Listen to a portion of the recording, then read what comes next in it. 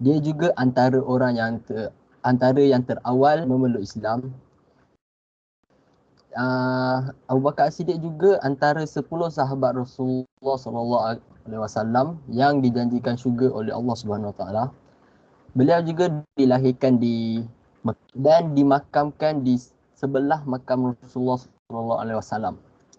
Okey, seterusnya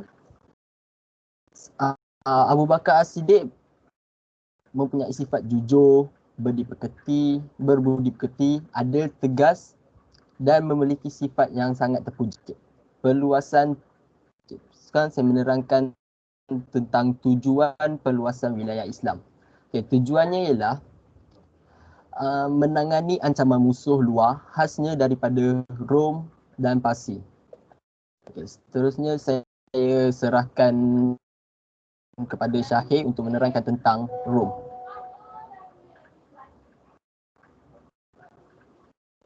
Saya nak menerangkan tentang Empire Rom. Empire Rom ni merupakan empire yang paling besar dan kuat. Dan dia menguasai negara Mesir di Afrika Utara. Pada masa itu penduduk terdiri daripada pelbagai kaum dan pelbagai agama Kristian.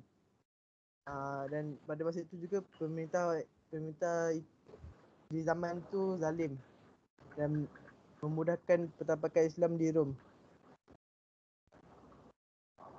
Seterusnya Parsi. Empire Parsi ini menghadapi pemerintahan yang kejam seperti di Mesir, turut memudahkan Islam untuk bertapak di bumi Parsi. Seterusnya Panglima Khalid Al-Walid dan Mu'tamar bin Harith mengetuai penaklukan Parsi. Seterusnya Syria. Syria berpunca daripada kekejaman pemerintah terhadap umat Islam Syria. 4 pasukan dihantar dan diketuai oleh seorang panglima. Kesemua 4 pasukan dikuasai Panglima Agung, iaitu Khalid Al-Walid, melibatkan 9,000 orang tentera di pihak Islam pada masa itu. Seterusnya saya ingin menjemput Yusof untuk menerangkan selanjutnya.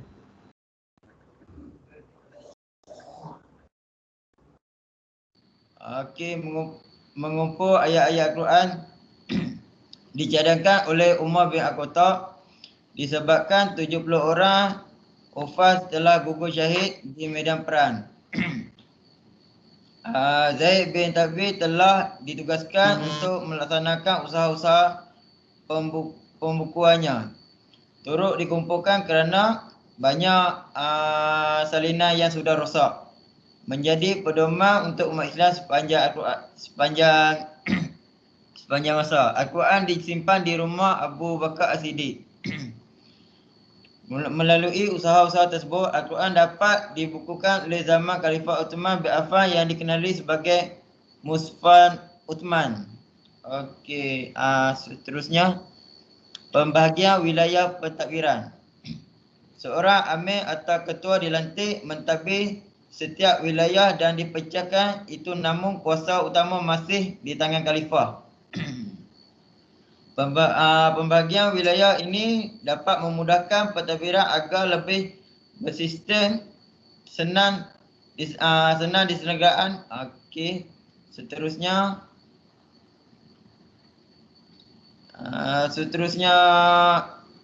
isi. Saya akan menceritakan mengenai sistem penggajian tentera bagi tentera Islam ketika zaman Khalifah Abu Bakar As-Siddiq. Ketika itu, buat pertama kali sistem bayaran gaji diperkenalkan kepada golongan tentera Islam dan gaji mereka dibayar melalui harta rampasan perang atau dikenali dengan ghanimah. Selain itu, Khalifah Abu Bakar As-Siddiq juga telah mewujudkan undang-undang tanah seperti bayaran cukai Al-Harash atau dikenali sebagai cukai tanah, dan jizyah, cukai perlindungan bagi orang kafir yang menetap di wilayah Islam.